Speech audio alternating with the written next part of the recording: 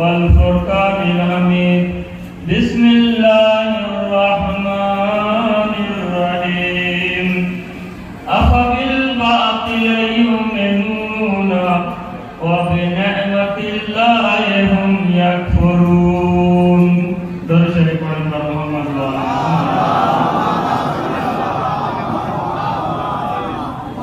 পাক ও পবিত্র কোরআন মাজিদ এবং কোরআন মাজিদের সূরা নাহলের 82তম আয়াত আপনাদের সামনে তেলাওয়াত করার সৌভাগ্য লাভ করেছি। যার খুব সহজ সরল অনুবাদ মফহুম মতলব আপনাদের সামনে যে এরা বাতিলের উপরে ঈমান নিয়ে আসে অথচ আল্লাহর নেয়ামতকে অস্বীকার করে। দরুদ শরীফ পড়েন মুহাম্মদ ওয়া আলা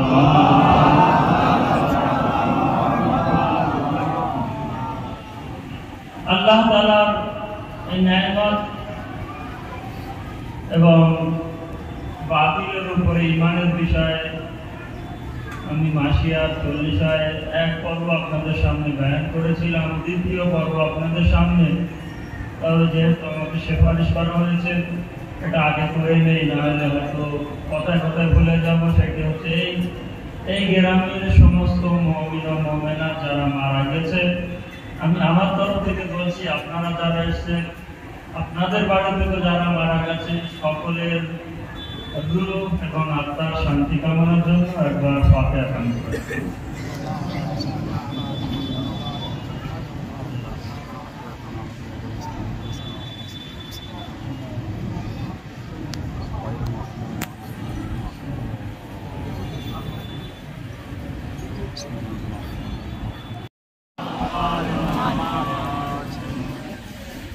এই আয়াতকে তাফসীর করার জন্য এই আয়াতের ব্যাখ্যার জন্য আরো কয়েকটি আয়াত ইনশাআল্লাহ আপনাদের সামনে তেলাওয়াত করার চেষ্টা করব এবং মুহররমের একদম শেষ দিনে আমরা প্রবেশ করেছি। আল্লাহ তাআলা আমাদেরকে বাঁচিয়ে রাখলে আর বছরে এক জায়গায় হয়তো হতে পারবো। সবার কাছে তৌফিক চাইবেন, আল্লাহর কাছে তৌফিক চেয়ে নেবেন ইনশাআল্লাহ। আল্লাহ যেন আমাদের তৌফিক দান করে। এছাড়াও আজ বিশেষ দিন, আর সেই দিনটা আমাদের 11তম ইমাম ইমামে হাসান আসকারী আলাইহিস সালাম, আমাদের ইমামে গায়েবের পিতা। ইনশাআল্লাহ আমার সম্পর্ক একটা দুটো কথা বলার অবশ্যই চেষ্টা করব, না হলে মনে অনেক কিছু থেকে যাবে যে ইমামে হাসান আসকারী আলাইহিস সালামের শাহাদাত দিবস আমরা পালন করেছি অথচ তানার বিষয়ে আমরা কিছুই শুনলাম না। তো আসেন আয়াতের দিকে অবশ্যই খেয়াল রাখবেন এবং আমি আয়াতের উপরে যদিও বেশি কথা এই কারণে বলি যে আমাদের ভিতরে যত মুসলমান আছে, শিয়া হোক সুন্নি হোক, আয়াতের উপরে কারোর কোনো সন্দেহ থাকে না, আয়াতের উপরে সন্দেহ করতেও পারে না। এই কারণে আয়াতের উপরে বেশি জোর দিয়ে কয়েকটি আয়াত পড়ে, তো প্রথম আয়াত আমি এটা পড়েছি যে আফাবিল বাতিল ইউমিনুন, এরা কি বাতিলের উপরে ঈমান নিয়ে আসে আর আল্লাহ তাআলার নেয়ামতকে অস্বীকার করে, কুফর ইখতিয়ার করে। দুটি অক্ষর কিংবা দুটি বাক্য এখানে, আর এই দুটি বাক্যর ভিতরে কায়নাতের অনেক জিনিসের রহস্য লুকিয়ে আছে, যেটা তাফসীরে অসম্ভব যে 1 ঘন্টার ভিতরে বয়ান করা যাবে। শুধু এতটুকু বুঝে না, আল্লাহ এটা বলতে চাচ্ছে আমি যে জিনিসকে নেয়ামত বলছি তোমরা সেই নেয়ামতকে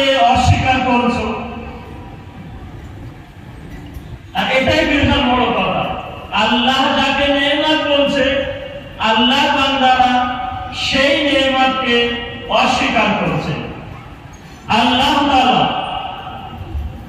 যে জিনিসকে নেয়ামত বলেছে, আর আমরা জানি বাতিলের সঙ্গে হকের কোন রকমের সম্পর্ক নেই, তো আল্লাহ তাআলা যদি আমরা মনে করি আল্লাহ তাআলার নেয়ামত, আমাদের ভিতরে যে খাদ্য খোরাকি আছে আল্লাহ তাআলার নেয়ামত, যদি এটা ধরে নেই, তাহলে পৃথিবীর বুকে আল্লাহ তাআলার নেয়ামতকে যারা অস্বীকার করেছে আল্লাহ তাদেরকে তো দিচ্ছে। নমরুদ, ফেরাউন, হামান, সাদ্দাদ, আবু জাহেল, আবু লাহেব, যারা আল্লাহকে অস্বীকার করেছিল তাদেরকে দিচ্ছে। অর্থাৎ আল্লাহ তাআলার নেয়ামত যেটা আল্লাহ মনে করছে, আমরা সেই নেয়ামতকে অস্বীকার করছি। আর আমরা যাকে নেয়ামত মনে করছি, আল্লাহ এমন নেয়ামত মুমিনদেরকেও দেয়, কাফিরদেরকেও দিয়ে থাকে। দরুদ শরীফ পড়েন না মুহাম্মদ ওয়া আলি মুহাম্মদ। ভূমিকা বুঝতে পারছেন? আল্লাহ তাআলা এমন নেয়ামত সকলকে দেয়। তাহলে বুঝতে হবে আল্লাহ তাআলা কোরআনে মাজিদের এই আয়াতে যেখানে নেয়ামতুল্লাহ, আল্লাহর নেয়ামতের কথা বলছে, বিশেষ বিশেষ কিছু বান্দারা পায়, আর আল্লাহ বিশেষ কাউকে দেয়, সকলকে দেয় না। আসেন আমরা দিনে 17 রাকাত নামাজ পড়ি, আর নামাজের ভিতরে 17 বার এই কথা আমরা বলি, ইহদিনাস সিরাতাল মুস্তাকিম সিরাতাল লাযিনা আন'আমতা আলাইহিম। মানে ভাই সকলে আমরা জানি কম বেশি, কেন এত মজলিস আমরা শুনেছি মাশাআল্লাহ, কিন্তু কিছু দুর্ভাগ্যবান আজাদারও আছে যারা মজলিসে বসার সৌভাগ্য লাভ করতে পারে না। অনেক আছে, যাই হোক, হ্যাঁ, তারা এক জায়গায় পাওয়া যাবে, লাস্টে যখন দল হবে তখন। কিন্তু ভাই ওখানে দল দেওয়া আর এখানে বসে মজলিস শোনা, কিছু সামান্য কিছু আলোচনা শোনা, সেটা নিজেদের হৃদয়ে জায়গা দেওয়া, তার অনেক বেশি লাভ। এই কারণে বলা হয় যে ভাই কুটুম বাড়ি ঘোরা, রাস্তাঘাটে ঘোরা, সাবিল কিংবা ক্যাম্পে যে কিছু সেখান থেকে খাওয়া, সব কিছু নিজের জায়গায়, কিন্তু মজলিস যেই শুরু হবে কমসে কম 1-1.5 ঘন্টা 2 ঘন্টা মজলিস শেষে বসে এবং আজাদারির হককে মজলিসের মাধ্যমে চোখের পানি দিয়ে হককে আদায় করে দেন। ইনশাআল্লাহ খেয়াল রাখবেন, এবছর তো আমাদের মাঝখান থেকে চলেই যাচ্ছে। আসেন 17 বার এটা পড়ি কিনা, আল্লাহ আমাদেরকে সোজা রাস্তায় বাকি রাখ। হে আল্লাহ, আমাদের ওদের রাস্তার উপরে বাকি রাখ, আন'আমতা, যাদের উপরে তুমি তোমার নেয়ামতকে অবতীর্ণ করেছো। দেখেন বিষয় একই থাকবে, আয়াত আলাদা আলাদা হবে। আল্লাহ তাআলার নেয়ামত, আর আল্লাহ তাআলার নেয়ামত যেটা আমরা খাওয়া দাওয়া করি না, আল্লাহ তাআলার বিশেষ কিছু নেয়ামত আছে যেটা সকলকে দেয় না। আমি এভাবে বলি, সকল মুসলমানদেরকে আল্লাহ দেয়নি, কিন্তু সকল মুসলমানদের ভিতর থেকে আল্লাহ তাআলা এই নেয়ামত আলী ইবনে আবি তালিবের শিয়াদেরকে দান করেছে। দেখেন প্রমাণ হবে কিনা।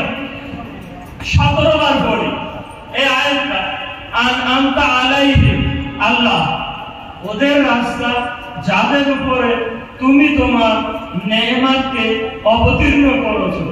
17 বার পড়ি, তো 17 বার এই বাক্যটাও পড়ি, আন'আমতা আন'আমতা আন'আমতা।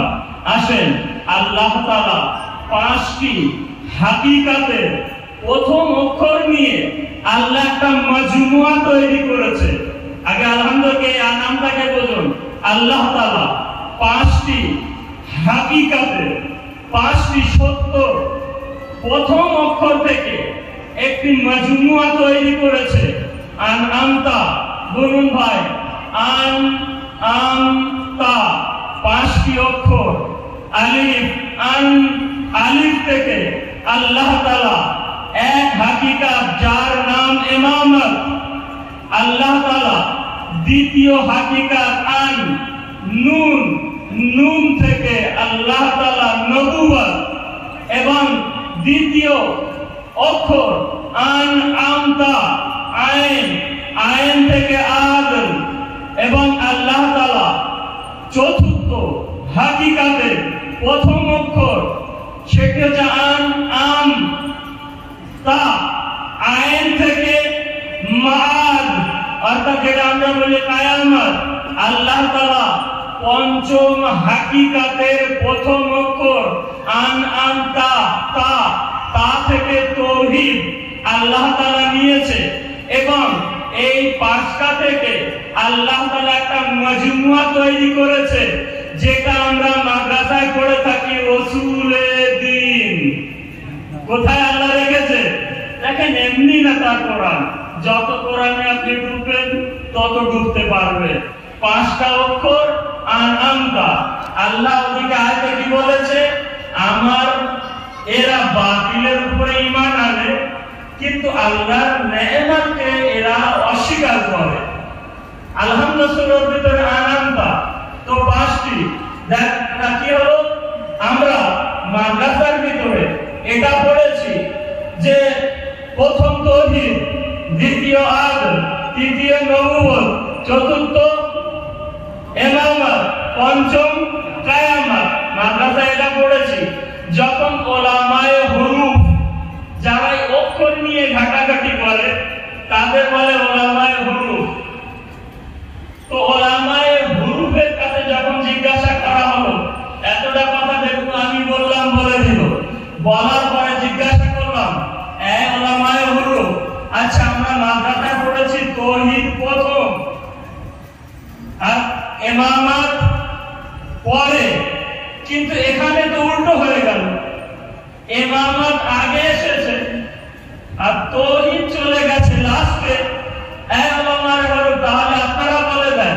তো উলামায়ে হুরুফ এই কথা বললেন যখন আল্লাহ তাআলা তাজাল্লি চিরে পর্দা ফেলে যখন জাহির হয় আল্লাহ তাআলার তাজাল্লি, তখন ইমামত আগে আসে। আর ইমামত থেকে আল্লাহ তাআলার নবুয়ত পর্যন্ত পৌঁছায়। নবুয়ত থেকে আদমের দিকে যেতে যেতে তাওহীদে পৌঁছায়। কেন তাওহীদ শুধু একটা অক্ষর, আর এই অক্ষর অর্থাৎ গায়বে থাকে, কেউ সেখানে পৌঁছাতে পারে না। এই কারণে তাওহীদ পর্যন্ত পৌঁছাতে হলে আগে আপনাকে ইমামত করতে হবে, তারপরে আপনি আন আমতাকে খুঁজে বার করতে পারবেন। দরুদ শরীফ পড়েন বা মুহাম্মদ ওয়া আলি মুহাম্মদ। মেম্বারে কুফা আলী ইবনে আবি তালিব বসে আছেন, আর এই মেম্বারে কুফায় বসে এই আন আমতা নামক আগের তাফসীরে এভাবে বললেন, আইয়ুহান নাস, হে মানব জাতিরা, আলা নি'মাতুল্লাহ আল্লাতী, আল্লাহ তাআলা ওই নেয়ামত, যে নেয়ামতের দিকে আল্লাহ তাআলা আয়াতের ভিতরে বলেছে যে আনআমাল্লাহ, আল্লাহ তাআলা যে নেয়ামতকে নাযিল করেছে ওদের উপরে, যাদের রাস্তার জন্য নামাজীরা 17 বার দোয়া করছে। ইমাম কি বললেন মসজিদে কুফায়, আলা ইবাদিহি, আল্লাহ তাআলা যে নেয়ামত তার বান্দাদের উপরে অবতীর্ণ করেছে, আনা নাহনু, এবং আমি এবং আমরা, হুমুল আইম্মা, আমরা আহলে বাইত। তাহলে আয়াতে বারে ক্লিয়ার হয়ে গেল এই পর্যন্ত যে কি এমন হয়ে গেছে, এরা বাতিলের উপরে ঈমান আনে কিন্তু আল্লাহ তাআলার নেয়ামতকে অস্বীকার করে। আজ পৃথিবীর মুসলমান কোটি কোটি মুসলমান, 250 কোটির উপরে মুসলমান থাকলেও বেশির বাতিলের উপরে ঈমান তো এনেছে, কিন্তু আল্লাহর নেয়ামত আলী ইবনে আবি তালিব ইমামদেরকে অস্বীকার করে দিয়েছে। দরুদ শরীফ পড়েন না মুহাম্মদ ওয়া আলি মুহাম্মদ। খুব গুরুত্ব দিয়ে শুনতে হবে, আয়াতের উপরে নির্ভর করছি, না হলে এই সাহসটা আমার ভিতরে আসে কি করে যে এত বড় বড় কথা মুসলমানদেরকে বলে যাচ্ছি। আর আমি কেন, আমার অনেক ভাইরা বড় বড় কথা চ্যালেঞ্জ দিয়ে বলে যায়, কিন্তু কই তার বিপক্ষে কেউ সামনে আসার চেষ্টাও করে না। কেন জানে মাওলানা সাহেব আয়াত পড়েছে, আর আয়াতের মোকাবেলা করার ক্ষমতা আমাদের ভিতরে নেই। আসেন আয়াতের দিকে নিয়ে যাই। নেয়ামতকে মনে করে রাখবেন, ওমাইয়ুতিল্লাহ ওয়া রাসূলা, যারা যারা আল্লাহ আর আল্লাহর রাসূলের ইতাআত করেছে, ফাউলাইকা মাআল্লাযিনা আনআমাল্লাহু আলাইহিম, তাদেরকে আল্লাহ বলছে আমি তাদেরকে রাখবো ওই ব্যক্তিদের সঙ্গে যাদের উপরে আমি আমার নেয়ামতকে অবতীর্ণ করেছি। দেখেন একটা আয়াত পড়েছে ছোট্ট, আর সেই আয়াত থেকে কতটা আয়াত। আর কোরআনের মুজিজা এটা, কোরআনের মুজিজার মধ্যে একটা মুজিজা এই যে কোরআনের একটা আয়াতকে অন্য আয়াত তাফসীর করে। তাহলে প্রথমে একটা আয়াত শিরোনাম হিসেবে পড়েছিলাম, আনআমতা আলাইহিম গায়রিল মাগদুবি, এখানে একটা আয়াত হয়ে গেল। তৃতীয় আয়াত আল্লাহ কি বললেন, যে আল্লাহ আর যে ব্যক্তি আল্লাহর রাসূলের ইতাআত করবে, কথা শুনবে, হুকুম পালন করবে, মাথা নত করবে, সেই ব্যক্তিকে আমি ওদের সঙ্গে রাখবো যাদের উপরে আমি আল্লাহ নেয়ামতকে অবতীর্ণ করেছি। হে মাবুদ, তুমি যাদের উপরে তোমার নেয়ামতকে অবতীর্ণ করেছো তারা কারা?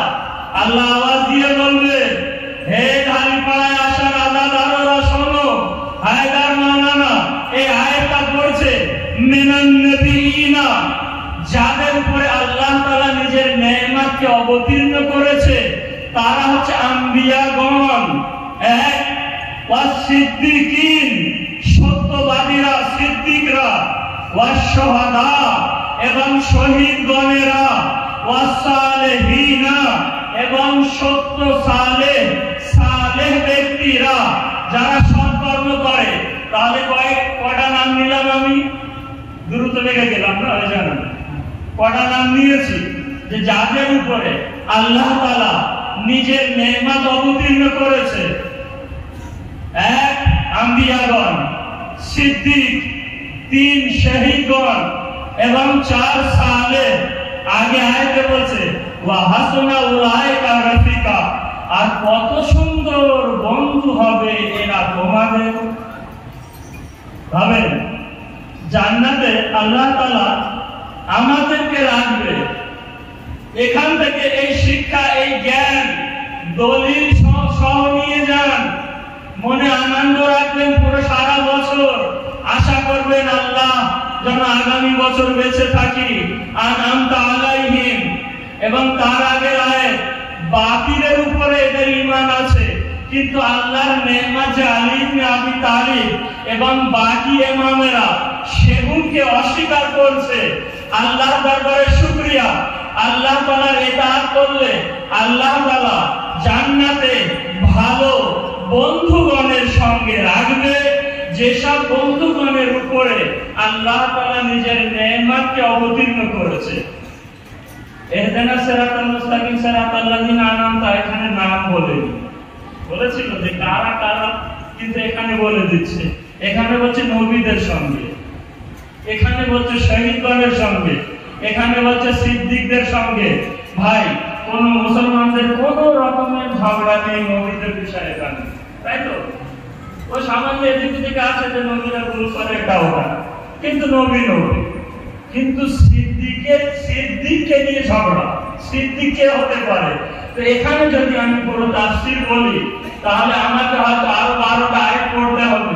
শুধু এক কথা বলে যাচ্ছি, যদি কোনো মুসলমানের এরপরে সন্দেহ হয়, তাহলে আমি তো এলাকায় আছি, অসুবিধা নেই, তাকে বায়ান করবো। সিদ্দিক একমাত্র আলী ইবনে আবি তালিব আর আলীর পরিবার, শাহাদা শহীদগণ একমাত্র আলী ইবনে আবি তালিব এবং এই আলীর পরিবার। এবং পরে বলছে ওয়াসালেহিন, সালেহিন একমাত্র আলী ইবনে আবি তালিব এবং এই আলীর পরিবার। বললাম সবটা আয়াত আছে আমার কাছে। তাহলে আমাদেরকে রাখবে যাদের উপরে নেয়ামত অবতীর্ণ করেছে, নবীদের সঙ্গে জান্নাতে কোন মুসলমান চায় না? আমাদেরকে রাখবে জান্নাতে সিদ্দিকের সঙ্গে কোন মুসলমান চায় না? আমাদেরকে রাখবে শাহাদাদের সঙ্গে জান্নাতে কোন মুসলমান চায় না? আমাদেরকে রাখবে সালেহিনদের সঙ্গে জান্নাতে কোন মুসলমান চায় না?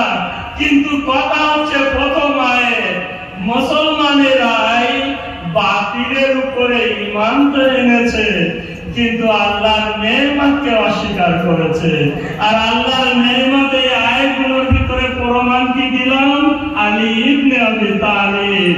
দরুদ শরীফ পড়েন না মুহাম্মদ সাল্লাল্লাহু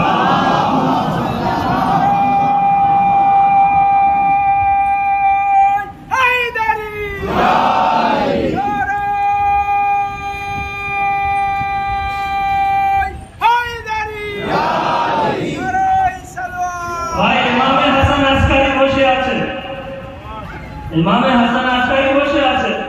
এখন ইমামে হাসান আসকারীর কাছে মাওলা ঈসা নবী এটা করতো, ঈসা নবী ওটা করতো, মাওলা পাটি তৈরি করে জান দিত, রূপ দিত, জীবিতদের মৃতদেরকে জীবিত করতো। তো হযরতে ইমামে হাসান আসকারী আলাইহিস সালাম হাসতে হাসতে বললেন, রূহুল কুদুস ছিল তার ভিতরে। মাওলা স্বাভাবিক এত বলে গেলে তো আমরা বুঝতে পারবো না। মাওলা রূহুল কুদুস ছিল তার সূত্রতে ঈসা নবী আমল করতো, তাহলে রূহুল কুদুসের ভিতরে এত শক্তি কি করে আসলো? ইমাম হাসান আসকারী হাসতে হাসতে বললেন, শোনো আমার সাহাবীরা, আল্লাহ তাআলা যখন আমাদের 14 জনের ফুলের বাগানে ফুল ফুটিয়েছিল, রূহুল কুদুস সেই ফুল থেকে সামান্য চেকে নিয়েছে। শরীফ পড়েন না মুহাম্মদ ওয়া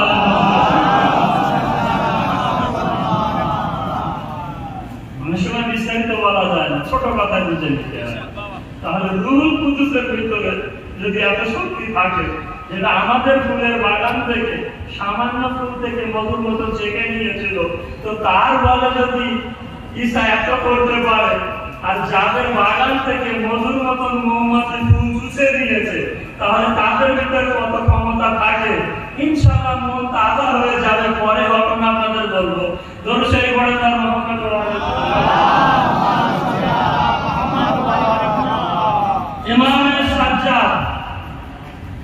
ইমামে সাজ্জাদ থেকে এই আয়াত আমি পড়লেন।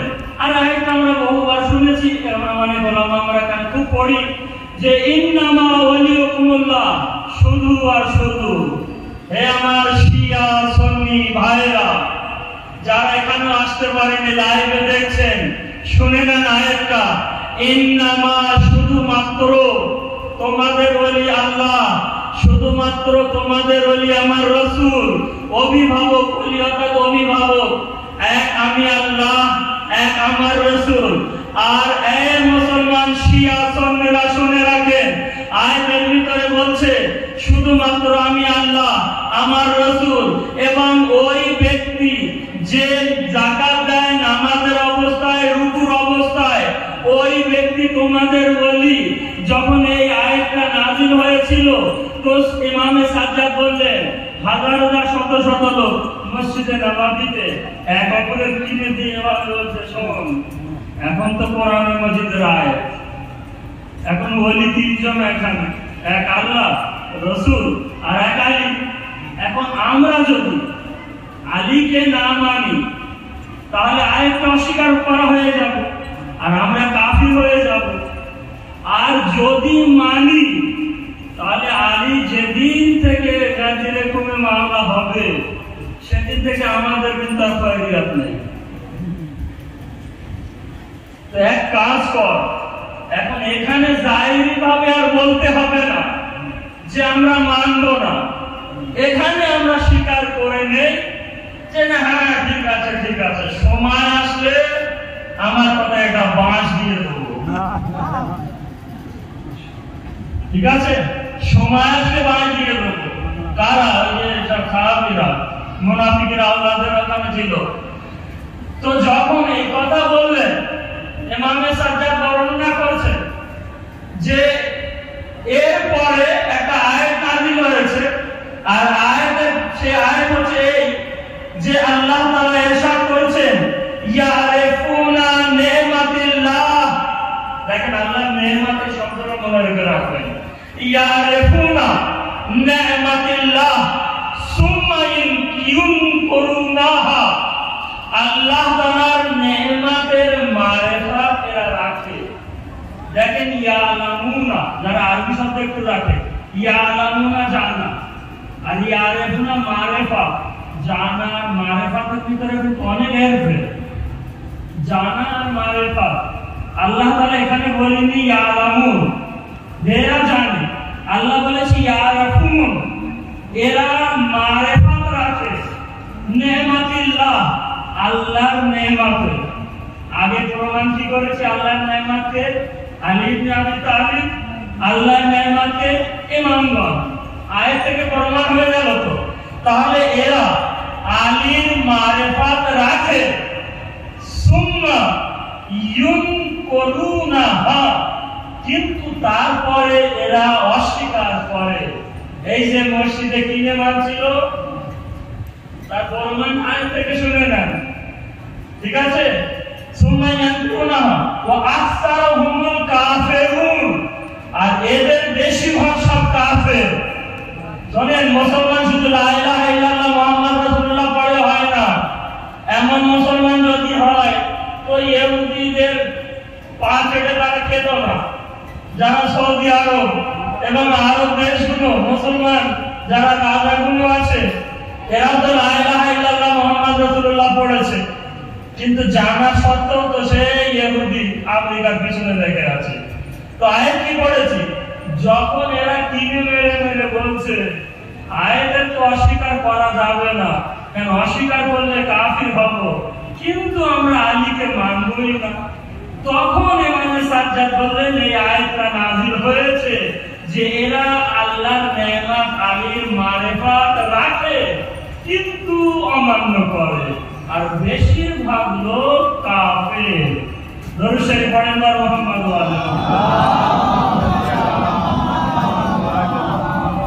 তো বেশিরভাগ লোক কাফের। ইমামে সাদিক দরুদ শরীফ পড়েন না মুহাম্মদ ওয়া মুহাম্মদ। আয়াত পড়ছি, আয়াত কোরআনুল মাজিদ, আয়াতের ভিতরে ইমামে সাদিক এই আয়াতের বিষয় বলেন আলাম তারা, কি তোমরা কি দেখো না, এলাল্লাযিনা, ওদের দিকে, বাদদালু, যারা পাল্টে দিয়েছে, নেয়ামাতাল্লাহ, আল্লাহর নেয়ামতকে। অর্থাৎ ইমামে সাদিক এই আয়াত পড়ে বলতে যাচ্ছে তোমরা কি দেখছো না যে আল্লাহ তাআলার নেয়ামত আলী ইবনে আবি তালিবকে পাল্টে দিয়েছে, এরা বেশিরভাগ কাফির হয়ে গেছে। গাজীর হুকুমের মাঠে এসে প্রথম বলেছিল হ্যাঁ আমরা মানবো, কিন্তু আমি ওই বাক্য বয়ান করেছি না পরে বাঁশ দেবো, তো তাই করেছে। কিন্তু আল্লাহ তাআলা যেটা চায় তোমাদের বাঁশ কোনো কাজেই আসবে না। দরুদ শরীফ পড়েন না মুহাম্মদ ওয়া আহাল্লু কওমাহুম দারুল বাওয়ার, এবং এরা এদের কওমদেরকে ওই জাহান্নামের দিকে নিয়ে যাচ্ছে, ওয়া জাহান্নামা ইয়াসলাউনাহা, এবং জাহান্নামের দিকে ঠেলে ঠেলে নিয়ে যাচ্ছে। ইমামে জাফর সাদিক থেকে একটা রিওয়ায়াত বর্ণনা করব এই সম্পর্কে। কাল কিয়ামতের দিনে আলীর মারিফাত কাদিরে জানার পরও তোমরা মানবে না, তো পস্তাবে ওখানে কিয়ামতের দিনে। যারা কিনে দুটো দিচ্ছি, কিয়ামতের দিনে ইবলিসকে 70টা গুণ মানে ত্বক এসব দিয়ে এবং জেনজির 70টা বেঁধে টানতে টানতে নিয়ে যাচ্ছে জাহান্নামের দিকে। এখন ওদিক যাচ্ছে, এদিক থেকে ফিরে দেখে যে আমার এই পাশে পাশে আর একজনকে 120টা হাত কড়ি দিয়ে আর 120টা জেনজির দিয়ে বেঁধে নিয়ে যাচ্ছে। এখন ইবলিস অবাক, সারা দুনিয়া ধোঁকা দিয়েছি, আমার 70টা আর ওর 120টা। ইমামে সাদিক বললেন যে ইবলিস এটা দেখে অবাক হয়ে যাবে এবং ওদিকে দেখে ফেরেশতাদের বলবে, হারা ভাই, আরে সারা দুনিয়া সেই আদম থেকে নিয়ে সেজদা করিনি, কিয়ামত পর্যন্ত আমি ধোঁকা দিয়েছিলাম, আর আমার এই 70টা আর ওর 120টা কেনা রে ভাই, কে রে? তো এর নাম জোফার। এখন জোফার শব্দটা ইমাম বয়ান করেছে, আর আমি বলছি যারা কিনে দুটো দিচ্ছিল ওরা, আর আমি বলছি যারা ওই গাদিরে কুমের মাঠে প্রথম 3 জন এসে বলেছিল বাকিন বাকিন, ওই 3 শয়তান, ওরা মারিফাত রাখার পর অমান্য করেছে আয়াত আপনাদের সামনে। এদেরকে ওদের ভিতর থেকে একজনের নাম জোফার, ঠিক আছে, এবার বুঝতে পেরেছেন? জোফার বলে এর নাম জোফার, বলে আল্লাহ তোর নাম কি? জোফার। বললো তুই তোর কি অবস্থায়? বললো শোন, আদমকে সেজদা করিনি, আল্লাহ বার করে দিয়েছিল, আমি আল্লাহর কাছে বলেছিলাম মাবুদ তোমার মুমিন বান্দারা, খাস বান্দারা আলে মুহাম্মাদের উপরে চড়াও করা, ধোঁকা দেওয়ার আমার কুদরত দাও। আল্লাহ বলেছিল এটা অসম্ভব। তো আল্লাহকে যখন আল্লাহ এটা বলেছিল অসম্ভব, এবং আমি আল্লাহর দরবারে দেখেছিলাম কুল মখলুকাতের ভিতর থেকে আল্লাহ তাআলা আলে মুহাম্মদকে বেছে নিয়েছিল, তখন আমি বুঝতে পেরেছিলাম এদের মর্যাদা আলাদা।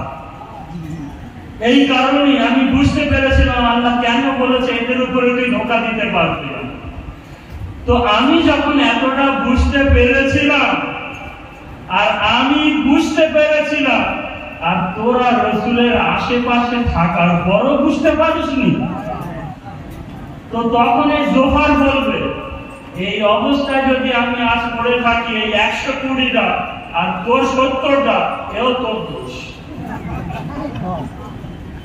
এও তোর। বলবো আমার দোষ?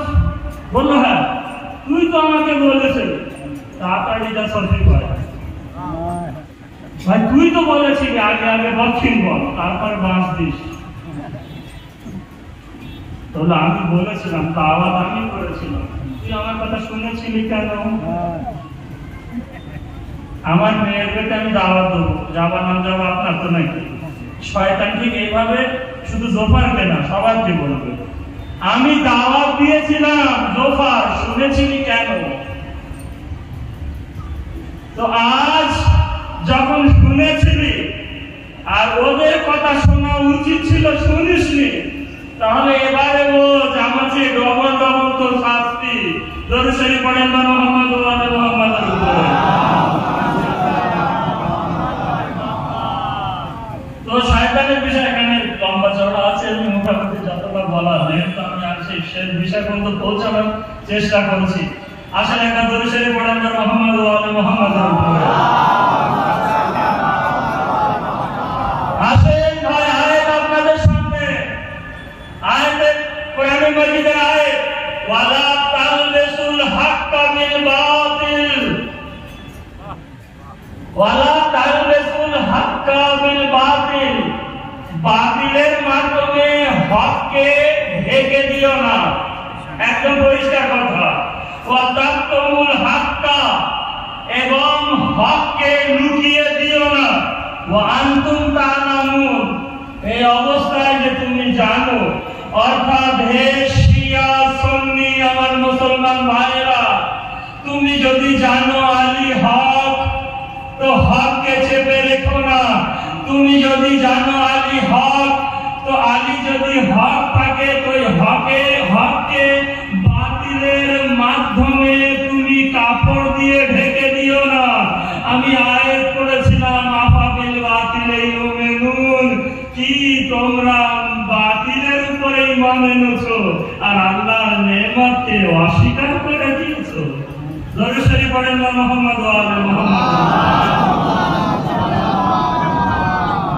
ইমামে হাসান আসকারী এই বিষয় বললেন, এই আয়াত সম্পর্কে বললেন, এরা কিবা ওরা, এরা মানে এক আমার জামানা যারা, আমি যদি বলি এরা তো আমার জামানা, ওরা কিবা এরা ভালা আগামী তো ওরা, এরা জানতো যে মোহাম্মদ আল্লাহর রাসূল, এরা জানতো যে আলী আল্লাহর ওয়ালি, জানার পরও তারা অমান্য করত। ইমাম বললেন যে ওরা যারা আয়াতের দিকে ইশারা করেছে ইহুদির দিকে, এবং ইমাম বললেন ইহুদিদের মতন যদি এরা হয়, অর্থাৎ ইহুদিরা জানার পরও লুকিয়েছিল, আর এরা মুসলমানেরা যদি ইহুদির মতন জানার পরও হককে লুকায়, তাহলে নামে মুসলমান আর সম্পূর্ণ ইহুদি।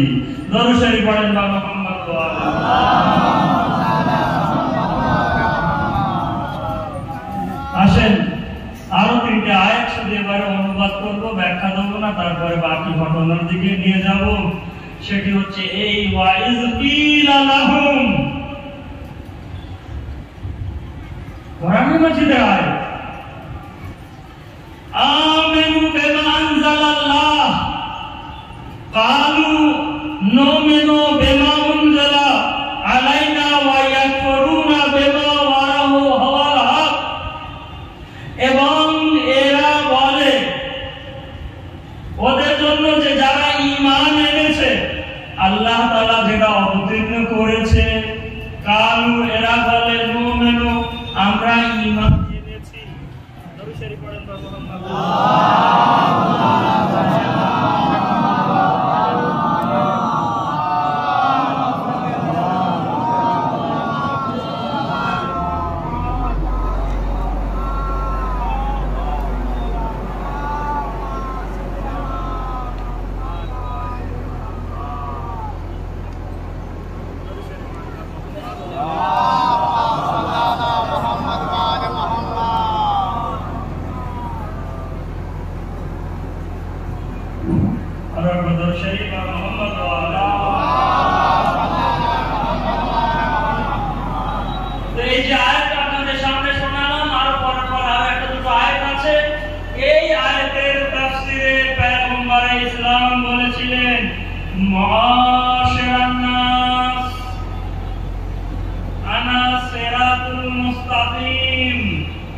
হে মানব জাতিরা, আনা মানে আমি, সিরাতে মুস্তাকিম, আল্লাযী আমারা বিইত্তিবাইহি, আল্লাহ তাআলা যা আদেশ করেছে, যাকে স্মরণ করতে হবে, ইত্তিবা করতে হবে, সুম্মা আলী, এবং আমার পরে সিরাতে মুস্তাকিম আলী ইবনে আবি তালিব, আমার পরে সিরাতে মুস্তাকিম আলীর সন্তানেরা।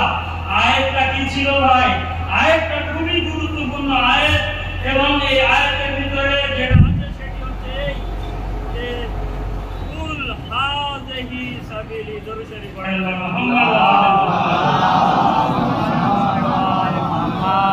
কুল হে আমার হাবিব, হাযিহি, হাযিহি অর্থাৎ যারা আরবি কমসে কম মাওলানা বানাচ্ছে হাযা কিংবা হাযিহি, যখন এই ইশারা আরবিতে করা হয় তো সামনে কোনো জিনিস থাকে তার দিকে আঙুল দিয়ে দেখায়। আমি যদি বলি এই, আর আমার কাছে যদি মাইক না থাকে বলো না মাওলানা কি বলো, আঙুল দিয়ে দেখাচ্ছে আমার কিছু নেই, এই কথা তো সবাই বলবে। আয়াতের ভিতরে কি বলছে? কুল, আমার হাবিব বলে দাও, হাযিহি মানে এই আমার রাস্তা। তো নিশ্চয়ই রাস্তা সামনে ছিল, না থাকলে কোন দিকে ইশারা করে রাসূল বলেছে? এবং আদু ইলাল্লাহ, যার মাধ্যমে আমি ডাকি, আলা বাসিরাতিন, এবং বাসিরাত চেতনা শরীর, আনা আমি ওয়া মানিত্তাবাআনি, এবং ওই ব্যক্তি যে আমাকে স্মরণ করেছে। পয়গম্বর ইসলাম বললেন আমি সিরাতে মুস্তাকিম, আর যে আমাকে ইত্তেবা করেছে অর্থাৎ আলী ইবনে আবি তালিব সিরাতে মুস্তাকিম।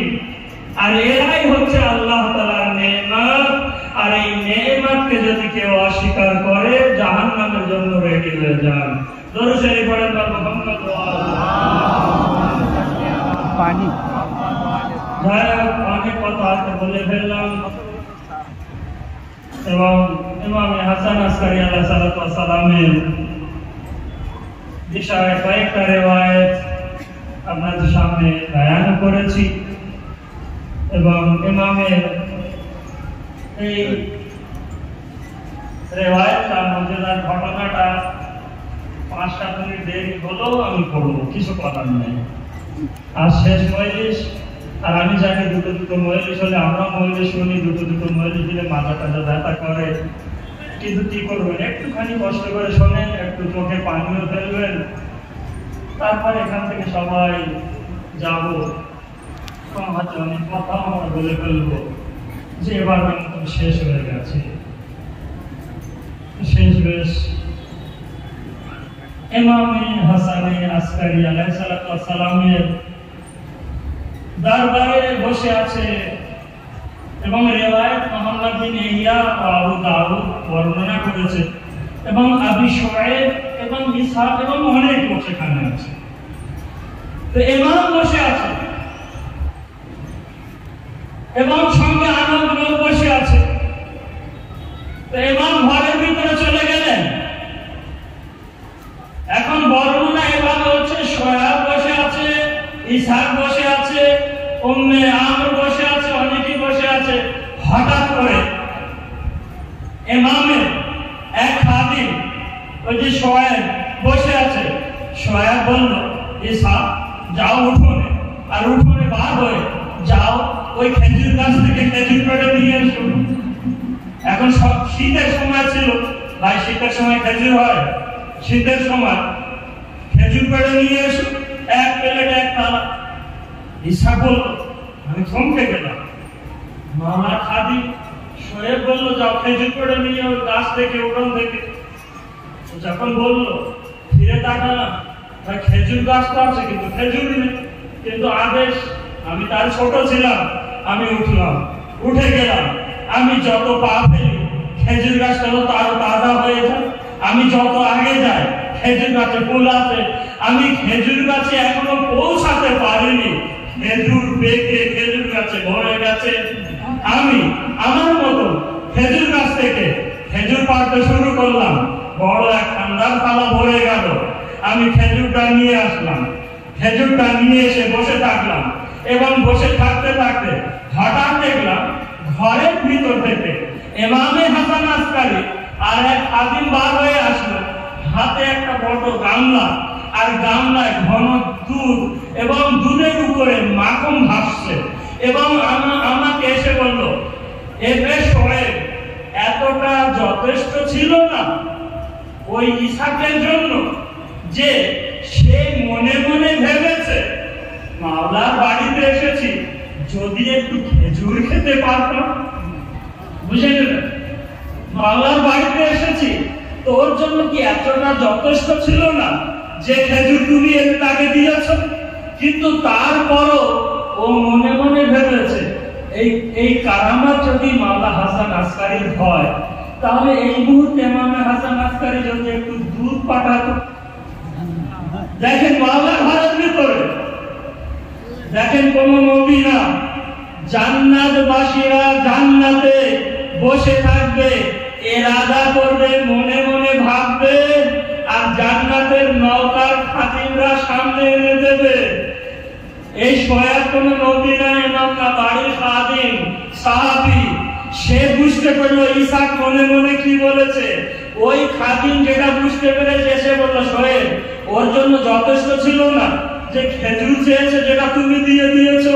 ও আবার মনে মনে ভাবলো মাওলার বাড়িতে যে খেজুরের সঙ্গে যদি একটু দুধ হতো, তাও উপরে মাখন, তো আমি এনে দিলাম। যখন এনে দিলাম, খাবার পরে দিতে যেতে যেতে ভিতরে যেতে যেতে আবার ফিরে এসে বললেন, শোয়েব, মাওলার হুকুম, এই খেজুরগুলো যেখানে এখানে খাওয়া হচ্ছে, এই খেজুরগুলো বাসরাতে তোমার বাড়িতে খেজুরের দানাগুলো পুঁতে দেবে, কিন্তু এই সব খেজুরের দানা থেকে একটা গাছ হবে, আর এই গাছ লাকা ইবরাত, তোমার জন্য ইবরাত নৈতিক শিক্ষা হবে। এই গাছটি লাকা আয়াত, তোমার জন্য চিহ্ন হবে, আয়াত হবে তোমার জীবনে, তোমার মরণের পরে। ইমাম যখন এই কথা বললেন, সবাই উঠে চলে গেল। 1 বছর পরে ওই ঈসা আসলো, এবং আসার পরে সোজা চলে গেল ওই বাসরায়। কেন? 1 বছর পরে মনে পড়লো মাওলানা ইমাম হাসান আসকারী বলেছিলেন যে এতটা দানা পুঁতবে কিন্তু একটা গাছ হবে। আমি সেটা মনে করে চলে গেলাম বাসরায়, শোয়েবের বাড়িতে। যাওয়ার পরে আমি দেখি যে সে তার উঠোনে একটাই গাছ আছে, যে গাছটা দেখে মনে হলো কয়েক শত বছর হয়ে গেছে, অথচ 1 বছর, কয়েক শত বছর হয়ে গেছে। এবং আমি যাবার পরে শোয়েবকে বললাম, শোয়েব, এই সেই গাছ? বললো, হ্যাঁ, মাওলা যে কথা বলেছিল এই সেই গাছ। এবার দুজন মিলে গাছের নিচে যাওয়ার পরে হালকা হালকা হাওয়া চলছে, আল্লাহর পাঠানো হাওয়া, এবং ওই হাওয়ায় গাছের, খেজুর গাছের ডালগুলো নড়ছে, এবং ওই নড়া অবস্থায় একবার সেই খেজুর গাছ থেকে আওয়াজ আসছে পাতা থেকে, আশহাদু আল্লা ইলাহা ইল্লাল্লাহ, আশহাদু আন্না মুহাম্মাদার রাসূলুল্লাহ, ওয়া আশহাদু আন্না আলিয়ান ওয়ালিউল্লাহ। একবার ইসহাক শোয়েবের হাত ধরে বলল, এ শোয়েব, এই গাছে কি কোনো মুমিন জিন প্রবেশ করেছে, না আল্লাহর ফেরেশতা প্রবেশ করেছে? বলল, হে ইসহাক, না, এই গাছের ভিতরে কোনো মুমিন ফেরেশতা না কোনো মুমিন জিন কেউ আসেনি। এ হচ্ছে আমার হাসান আসকারী আলাইহিস সালাতু ওয়াস সালামের কেরামত, যার কেরামতে এই গাছের ডাল থেকে এই আওয়াজ বার হয়, এবং তুমি আশ্চর্য হয়ে যাচ্ছ। এর আগে আরো অনেক জিনিস, আশ্চর্য জিনিস ঘটে গেছে। দরুদ শরীফ পড়েন মুহাম্মদ ওয়া আলি মুহাম্মদ। আরো বেশি আশ্চর্য জিনিস। হাত ধরলেন, শোয়েব, নিচে আশ্চর্য জিনিস? বলল, হ্যাঁ। তোলেন মাথা আমার দিকে উঠে মাথা উঁচু করে দেখতে হবে। গুটিয়ে বসে থাকলে কিছু বুঝতে পারবেন না। একবার বললেন, এসে আশ্চর্য জিনিস? বলল, হ্যাঁ। বলল, সেটা কি? বলল, পঞ্চম ইমাম মুহাম্মদ বাকির নিজের বিশেষ সাহাবী জাফরে নখীকে 60,000 হাদিস বর্ণনা করেছিলেন, মুখস্থ করে নিয়েছিলেন, এবং বলেছিলেন, এ জাফর, তুমি এই 60,000 হাদিসের ভিতর থেকে 20,000 হাদিস অবশ্যই বয়ান করবে, আর বাকি 20,000 হাদিস তোমার ইচ্ছা বয়ান করতেও পারো, নাও করতে পারো, আর বাকি 20,000 হাদিস খবরদার বলবে না। কেন? সেগুলো বললে আল্লাহ তাআলার বান্দাদের ভিতরে সহ্য করার ক্ষমতা নেই।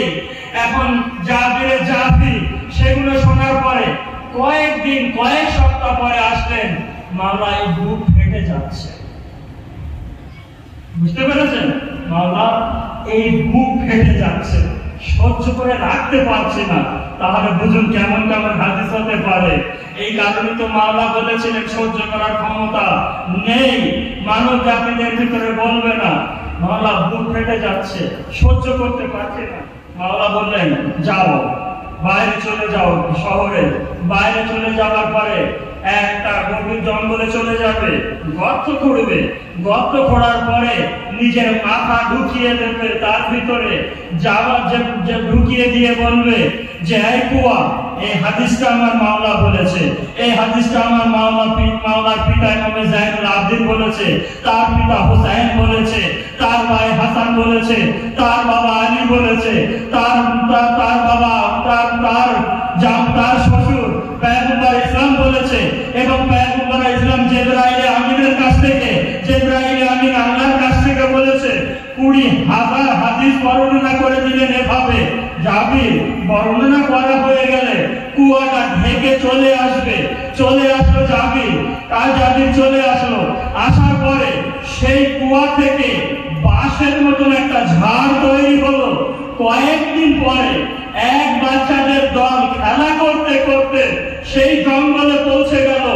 একটি বাচ্চা সেই দলের ভিতর থেকে একটি বাঁশ ভেঙে নিল। ছোট ছোট বাঁশি হয় না, দেখেছেন? সেই বাঁশির মতো একটা বাঁশ ভেঙে নিয়ে খেলা করতে গিয়েছে না, একটা বাঁশি ভেঙে নিয়ে এভাবে ফু দিচ্ছে তার মতন, কিন্তু বাঁশির ভিতর থেকে আওয়াজ বার হচ্ছে। এই হাদিসটা জাফরি লোকে ইমামে বাকির থেকে, ইমামে বাকির আলী থেকে, ইমামে আলী হাসান হুসাইন থেকে, হুসাইন হাসান থেকে, হাসান আলী থেকে, আলী মোহাম্মদ থেকে, মোহাম্মদ জিব্রাইল থেকে, এভাবে যখন সেই বাঁশিতে এভাবে আওয়াজ আসতে শুরু হলো, সমস্ত মদিনাবাসীরা এই আওয়াজ শুনেছিল। যখন এই আওয়াজ শুনেছিল, মদিনাবাসীদের ভিতর থেকে একটা না দুটো না, বাচ্চা সমেত 20,000, আর আল্লাহর লীলা খেলা তো একেই বলে, 20,000 লোক সেই জঙ্গলে পৌঁছে গেল এবং 20,000 লোক সেখান থেকে ওই ছোট ছোট বাঁশ ভেঙে ভেঙে বাঁশি তৈরি করলো, আর ওই বাঁশিতে ফু দিয়েছে, আর চারিদিক থেকে ওই আওয়াজ ওঠে। এই হাদিসটা জাফরি নদী ইমাম থেকে, ইমাম থেকে, এবং এভাবে 20,000 হাদিস বয়ান করেছিল সেই বাঁশিরা। এই আওয়াজ পৌঁছে গেল খেলাফতের দরবারে। আওয়াজ যখন খেলাফতের দরবারে পৌঁছে গেল, তখন খলিফা হুকুম দিল যে জাবির নফিকে হত্যা করে দাও, গর্দান উড়িয়ে দাও। তার ভিতর থেকে যখন এই হুকুম হয়ে গেল, জাবির নফিকে ধরার জন্য কিছু সৈন্যরা তলোয়ার নিয়ে বার হলো। ওদিক থেকে দেখা গেল জাবির নফি একটা বাঁশির উপরে বসে মদিনার গলিতে গলিতে ভেসে ভেসে বেড়ায়, বাজারের দিকে যায়, বলে চল সরে যা, আমার ঘোড়া যাচ্ছে না, হেলে মারা যাবি। সেই কথা যখন বলে সেখান থেকে ভেসে ভেসে যাচ্ছে, যখন বাজার থেকে আওয়াজ উঠলো জাবির জুন্না, জাবির পাগল হয়ে গেছে, জাবির পাগল হয়ে গেছে, জাবির পাগল হয়ে গেছে। এখন এই কথা শুনে যেসব সৈন্যরা এসেছিল, সে বলছে জাবির যেহেতু পাগল হয়ে গেছে, আর পাগলের উপরে হুকুম লাগু করা ঠিক হবে না, এই পাগলকে ছেড়ে দাও। ইমামে মুহাম্মদে বাকিরের কাছে এই আওয়াজ চলে গেল। ইমামে মুহাম্মদে বাকির বলেছিলেন জাবিরের পাগল হওয়া অনেক ভালো ছিল ওই হত্যা হওয়ার চেয়েও। দরুদ শরীফ পড়েন মুহাম্মদ ওয়া আলিহি।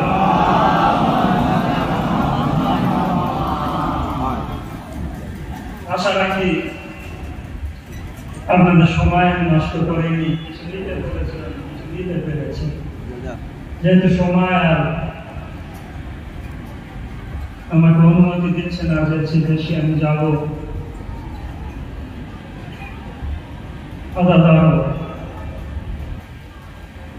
এখনো যারা রাস্তার ঘাটে এদিক ওদিকে বসে গল্প করছেন, যদি না আসতে পারেন, আমাদের 11তম ইমামে হাসান আসকারীর ওয়াস্তা দিচ্ছি আপনাদের, যে কথাবার্তা না বলে যে যেখানেই আছেন না কেন সেখানেই হয় বসে পড়ুন, না দাঁড়িয়ে দাঁড়িয়ে আমাদের ইমামের মেহেদিকে একটু সান্ত্বনা দেবেন।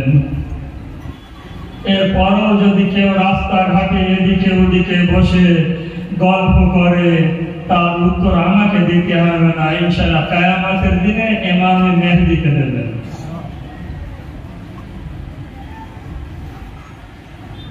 চলেন মুহররমের চাঁদ রাতে যাই। চাঁদ রাতের দিনে এই শিয়া এই খালি মাথায় এত গরমে বসে আছে, কি করে বুঝতে পারে আজ মুহররম? আল্লাহর কোষাগারে, আল্লাহর আরশে, আল্লাহর কোষাগারে হোসেনের রক্ত মাখা জামা রাখা আছে। খুব পারবেন যদি আমার কথা শোনেন, আমার কথা বোঝেন, একটু চেষ্টা করবেন। আর আমার পিছনে ইমাম বাড়িতে মা বোনেরা আছে, আপনাদের অনেক আওয়াজ আসছে, একটু দোহাই চুপচাপ শুনবেন, একটু বসুন চুপচাপ করে। কি করে আমরা বুঝি? আল্লাহর আরশে, আল্লাহর কোষাগারে হোসাইনের রক্ত মাখা জামা রাখা আছে। যখন মুহররমের চাঁদ ওঠে, আল্লাহ আওয়াজ দিয়ে বলে, জিবরাইল যাও ওই হোসাইনের রক্ত মাখা জামা নিয়ে এই কায়নাতে ছড়িয়ে দাও। জিবরাইল আমিন এই আল্লাহর হুকুম শুনে আল্লাহর কোষাগার থেকে হোসাইনের সেই রক্ত মাখা জামা নিয়ে সে একটি নেজার উপরে দিয়ে আলমে দিয়ে আল্লাহ তাআলার কায়নাতে ঘুরিয়ে দেয়। সেই আওয়াজ, সেই আল্লাহর সে হুকুম শোনার পরে যখন ওড়ায়, আল্লাহ তাআলা একটি আরশের হাওয়া উড়িয়ে দেয়। সেই আল্লাহর সেই আরশের হাওয়া এসে সেই হোসেনের রক্ত মাখা সেই রক্তর জামা থেকে হাওয়া নিয়ে রক্তগুলো কায়নাতে ছড়িয়ে দেয়। যেখানে যেখানে এই রক্তর সুগন্ধ পৌঁছে যায়, হোসেনের রাজাদাররা সেখানে তাদের মুখে যন্ত্রণা শুরু হয়ে যায়, আর সেখান থেকে এই পার্শ্বে আদা বিছানো শুরু করে দেয়।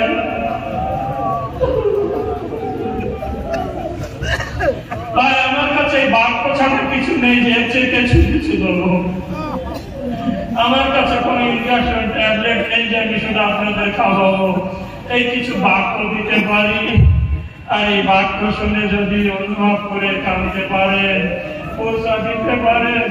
কেন বিশেষ করে আজ আমরা জানি আমাদের আকীদা, আমার বিশ্বাস, আমাদের মা জননী ফাতেমা থেকে নিয়ে সবাই আসে, কিন্তু আজ বিশেষ করে আমাদের যুগের ইমাম এসেছে।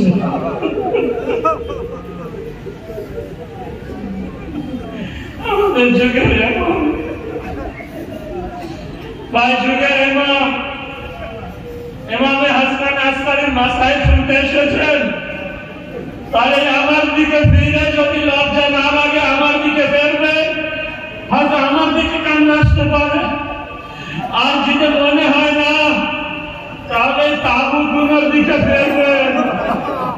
আমার ডান সাইডে তাবু রাখা, সেদিকে ফিরবেন এবং একটুখানি মনে করবেন যদি আমি সামান্য থাকতাম।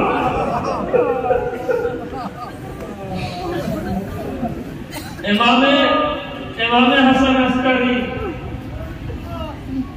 জানেন, ওনার মৃত্যুর আগে 4 বছর বয়স আমার যুগের ইমামে মেহেদী ছিলেন। 4 বছর যখন বয়স, 4-5 বয়স, তো ওনার মা মারা গিয়েছিল ইমাম হাসান আসকারীর আগে। কারণটা জানেন কি? একদিন বসে আছে ইমামে হাসান আসকারী, ইমাম মেহেদী বসে আছে। ইমাম হাসান আসকারী বললেন, খুব তাড়াতাড়ি কয়েকদিনের ভিতরেই আমি মারা যাব।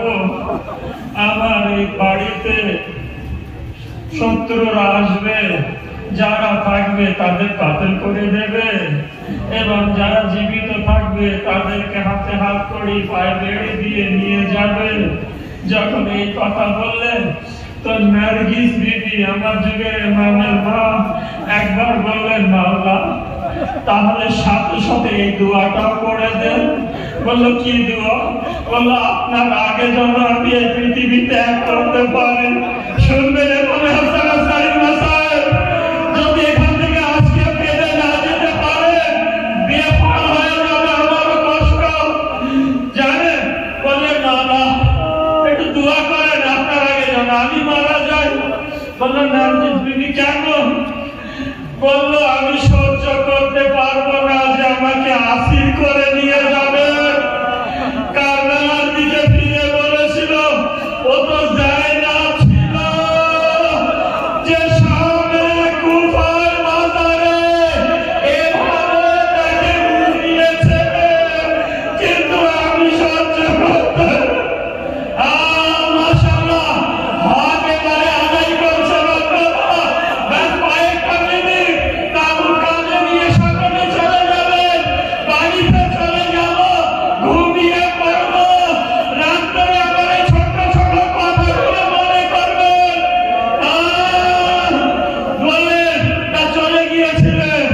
তাই কাউকে দেখেছেন?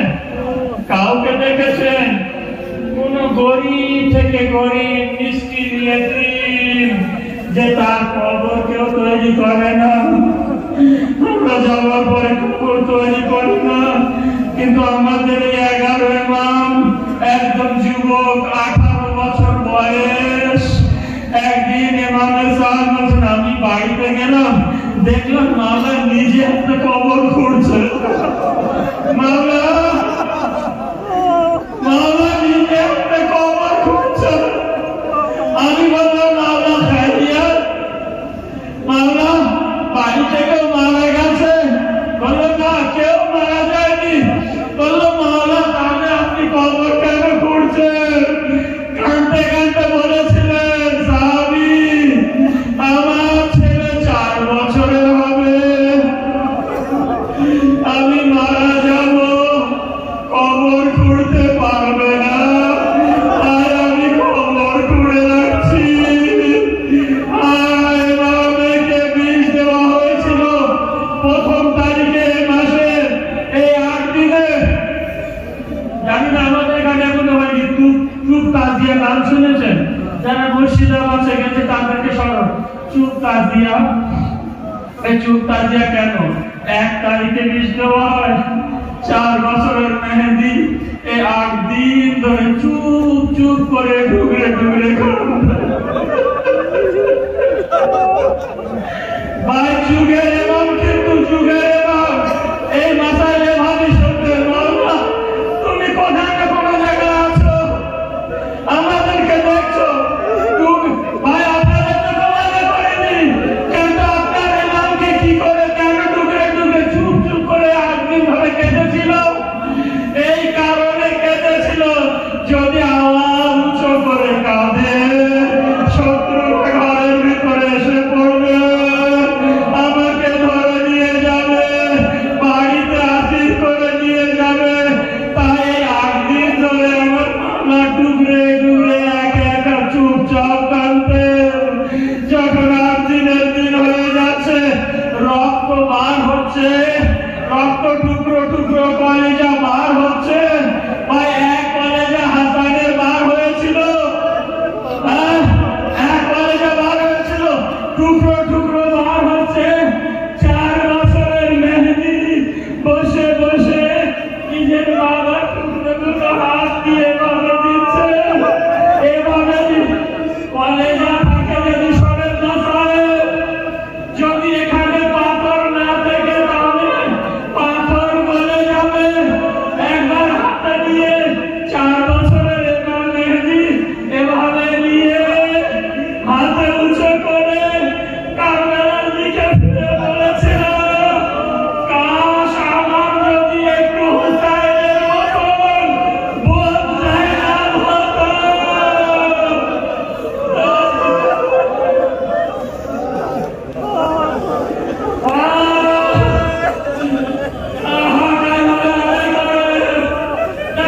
এই পরিবার এমনই পরিবার, এদের যদি বিষ না দেওয়া হতো তাও এরা হোসেনের উপরে কাঁদতে কাঁদতে মরে যেত।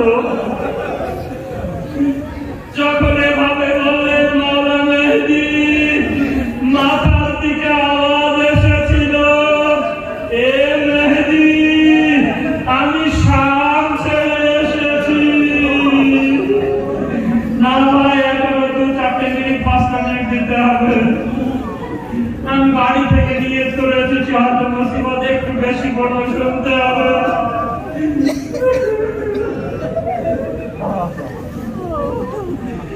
কত লোক গত বছর এখানে ছিল, কিন্তু আজ তারা নেই।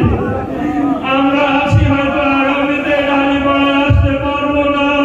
আর আমরা জানি আমাদের এলাকায় শেষ অনুষ্ঠান, শেষ আদাদারি, একটু কেঁদে দিন, যেন এই কান্নার ফলাফল অবশ্যই পাবে।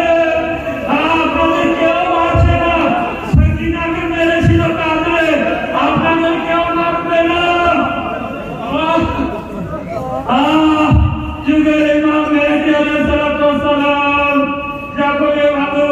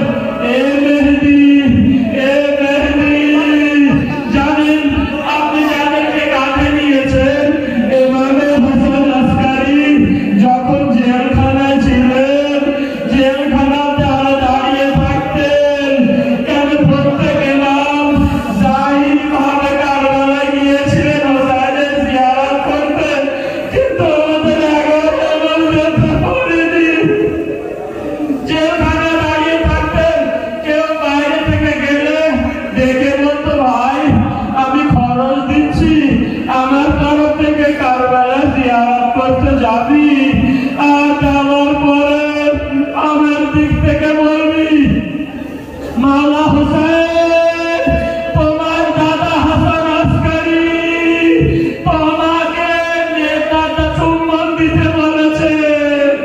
এ আজাদারো যারা আছেন আমার সামনে দাঁড়িয়ে বাইরে শোনেন, আজ একটা মান্যত করে নেন। অনেক মান্যত করেন না, অনেক মান্যত করেন। হাসান আসকারীর জন্য কাঁদতে কাঁদতে বলেন, মাওলা তাহলে আপনি আল্লাহর কাছে দুআ চেয়েলেন আর আল্লাহর কাছে বলুন ঢালিপাড়া যেসব আজাদাররা গিয়েছিল তাদেরকে কারবালার জিয়ারত করিয়ে দাও। আল্লাহ ইনশাআল্লাহ আপনাদের মান্যত পূরণ করবে। আর কারবালায় যেদিনে যাব সেদিনে কারবালায় হোসাইনের কবর ধরে বলবো, এ হোসাইন তোমার দাদা হাসান আসকারীর তরফ থেকে আগে চুম্বন, তারপরে আমরা চুম্বন। শেষ মাতাবের অংশটা শুনে নেন। ফাতেমাকে যারা হাসরের ময়দানে যাবে, হাতে থাকবে আলী ইবনে আবি তালিবের জখমি মাথার রক্ত, এক হাতে থাকবে সাকিনার জামা কাপড়, এক হাতে থাকবে আলী আসগরের মাথা। সমস্ত শহীদরা পিছনে পিছনে থাকবে। সমস্ত শহীদরা যখন যাবে, একবার আল্লাহর আরশে যাবার পর সামনে যাবার পরে হোসেন পিছনের, ফাতেমা পিছনের দিকে তাকিয়ে দাঁড়িয়ে যাবে। আল্লাহর আওয়াজ আসবে, এ আমার কানি দেখা। এভাবে আস্তে আস্তে দাঁড়িয়ে গেলে কেন? ফাতেমা আওয়াজ দিয়ে বলবে, হে আল্লাহ আজ হাসরের ময়দানে দেখো প্রত্যেক শহীদরা নিজের নিজের মাথা নিজের হাতে নিয়ে আসছে, কিন্তু আমার আব্বাসের তো হাত নেই। আমার আব্বাসের মাথা কে করে নিয়ে আসবে? ইন্না লিল্লাহি ওয়া ইন্না ইলাইহি রাজিউন।